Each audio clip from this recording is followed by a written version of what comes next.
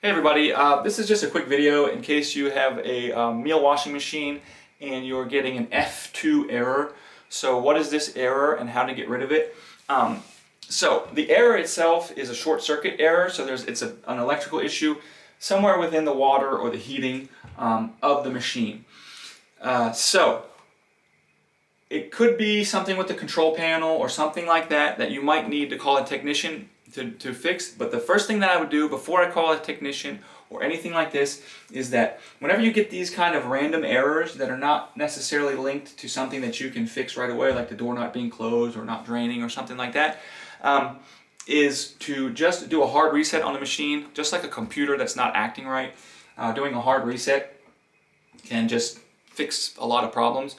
So that means you're going to just turn it off, unplug it from the wall, or if it's hardwired, just turn the circuit off and leave it off for a full minute, and then see if that doesn't fix the problem.